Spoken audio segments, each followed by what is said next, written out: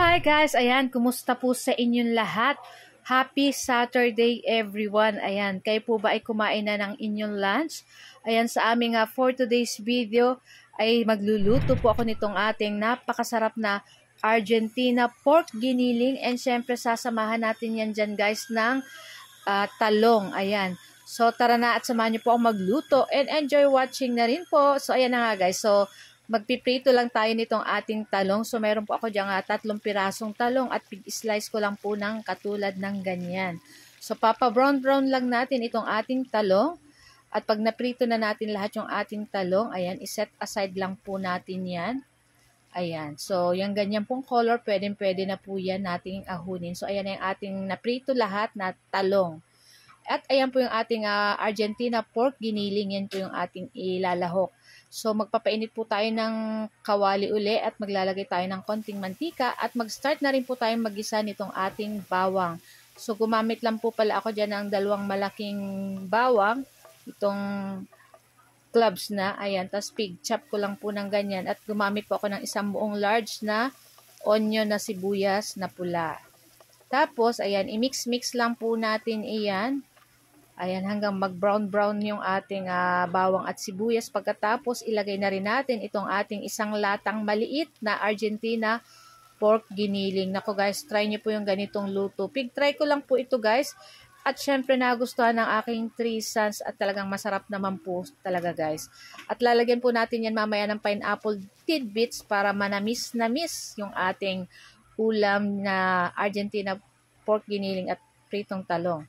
At naglagay po ako ng konting toyo at ng oyster sauce at maglalagay po tayo ng paminta. Ayan din, halu-haluin lang po natin iyan para mag-combine dun sa ating pork giniling lahat yung ating mga ingredients na nandyan po.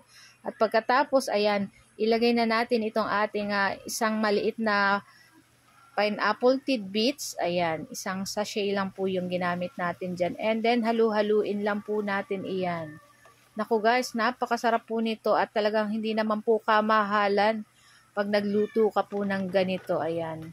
And magugustuhan po ito ng inyong mga anak at ng inyong pamilya. Kaya try nyo na rin po ito guys, lutuin. Ayan, halu-haluin lang po natin. At pagkatapos guys, ilagay na rin natin dyan yung ating piniritong talong kanina. Ayan, syempre nagamit tayo kanina ng paper towel para yung excess oil ng ating piniritong talong ay hindi natin masyado makain, mabawasan. Ayan, nabulol na naman ako. Mabawasan yung mga oil na nandun sa ating pritong talong. Ayan, ihalo-haluin lang po natin iyan.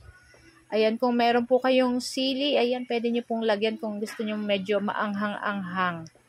So, tamang-tama lang po itong ating ulam ngayon. Ayan, so pagkatapos, ilipat na po natin yan sa ating plato. At excited na kaming tikman. So, napakasarap nito guys. Medyo nag-aagaw yung pakatamis gawa ng ating pineapple tidbits at tama lang yung alat gawa ng ating soy sauce. Ayan, saka naglagay po pala ako dyan guys ng liquid seasoning, hindi ko na napakita sa inyo. At naglagay din po ako ng konting asin lang dyan guys. So nasa inyo na po kung ano ang panglasa or pangpaalat ang gusto niyo. Yung tama lang po para tamang-tama lang yung balance, yung alat, yung tamis-tamis.